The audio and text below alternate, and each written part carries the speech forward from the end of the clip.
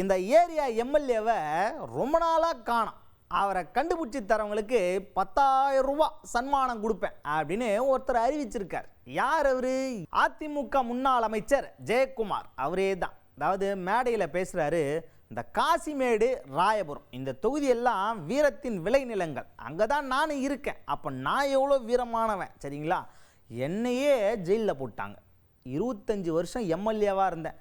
அந்த ஒரு மரியாதை கூட இல்லாமல் கட்டாந்தரையில் படுக்க வச்சு ஜெயிலில் போட்டாங்க. இதெல்லாம் எதுக்காக? இந்த கொடுமையெல்லாம் நான் எதுக்கு அனுபவிச்சேன்னு சொல்லுங்கள். தப்பு பண்ணதுக்காக இல்லைங்க, நல்லது பண்ணதுக்கு. நல்லதுக்கே காலம் இல்லை திருநாவு அப்படிங்கிற மாதிரி என்னையே கொண்டு போய் ஜெயிலில் போட்டாங்க.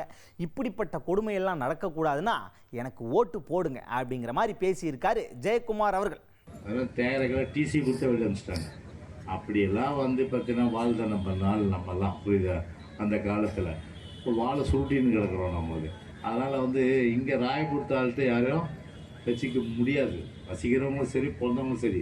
வீரத்தினுடைய விளைநிலை இது நம்முடைய காசிமேடம், நம்முடைய ராயபுரம். அது அப்படி இருக்கிற ஒரு சூழ்நிலையில் நம்ம பார்த்திங்கன்னா இப்போ ஒரு தவறு நடக்குது, பூத்து அடிக்கிறாங்கன்னா நான் சும்மா இருக்க முடியுமா?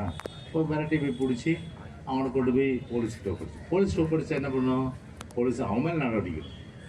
ஏன் மேலே நடவடிக்கிறது 22 நாள் கிட்டத்தட்ட. அதுக்கு வழக்கு மேலே வழக்கு மேலே வழக்கு, வழக்கு மேலே வழக்கு மேலே வழக்கு போட்டு கிட்டத்தட்ட 22 நாள் உள்ளே வச்சாங்க. உள்ளே வச்சது கூட என்ன, நான் சபாநாயகராக இருந்திருக்கேன், ஒரு நிதி அமைச்சராக இருந்திருக்கிறேன், கிட்டத்தட்ட அரசாங்கத்தில் 15 பொறுப்புகள் வகிச்சிருக்கேன், 25 வருஷம் எம்எல்ஏ இருந்திருக்கேன்.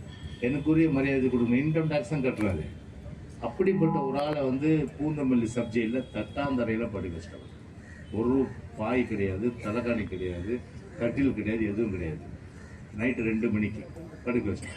கண்டா வர சொல்லுங்க, அந்த ஏரியா எம்எல்ஏவை கையோட கூட்டு வாங்க, உங்களுக்கு 10,000 ரூபா பரிசு நான் தரேன் அப்படின்னு பேசியிருக்காரு ஜெயக்குமார். ஆமாம், அந்த தொகுதியில் பேசினவர், ஏங்க இந்த ஏரியா எம்எல்ஏவை யாராவது பார்த்துருக்கிறீங்களா? பார்த்து எத்தனை வருஷம் ஆச்சு?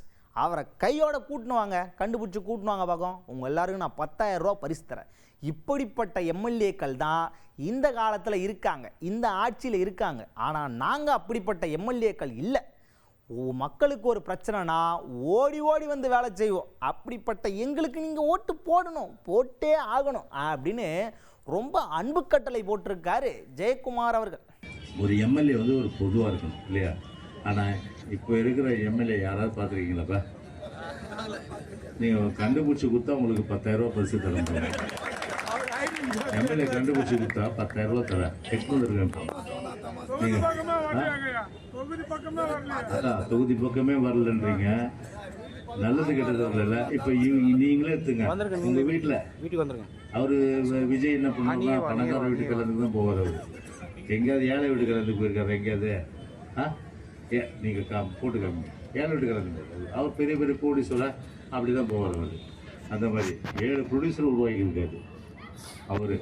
ஆனால் அப்பா, அவருடைய அப்பா, அவர் பார்த்தீங்கன்னா எவ்வளோ கஷ்டப்பட்டு வளர்த்துருப்பார். அவரும் ஒரு ப்ரொடியூசர் ஆக்கிக்கலாம் இல்லையா? அவரை ப்ரொடியூசர் ஆக்கிக்கலாம், அவரோட ஒரு ப்ரொடியூசர் ஆக்கிக்கலாம்.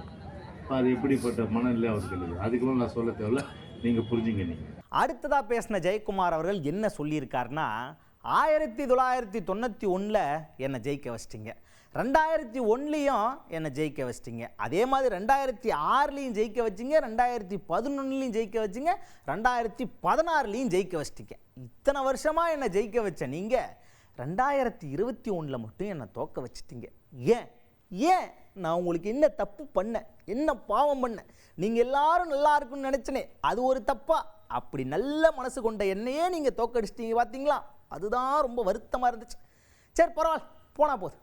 யார் நீங்கள்? நம்ம மக்கள் தானே. ஏதோ ஒரு வாட்டி தோக்க வச்சிட்டிங்க. ஆனால் இந்த வாட்டி 2026 அதே மாதிரி பண்ணக்கூடாது. இந்த வாட்டி இப்படி என்னை ஜெயிக்க வச்சிட்டிங்கன்னு வைங்களேன், போங்க, நீங்கள் என்ன கேட்டாலும் நான் செய்வேன் அப்படிங்கிற மாதிரி அப்படியே உரிமையோடு பேசியிருக்காரு நம்ம ஜெயக்குமார் அவர்கள். 91 நின்று ஜெயிக்க வச்சிங்க, 2001 ஜெயிக்க வச்சிங்க, 2006 ஜெயிக்க வச்சிங்க, 2011 ஜெயிக்க வச்சிங்க, 2016 ஜெயிக்க வச்சிங்க, 2021 என்னாச்சு? இப்படி ஆயிடுச்சு. 5 தேர்தல் இப்படி. இப்போ எப்படி இப்போதான் இப்போ எப்படி இப்படிதான் இதுதானா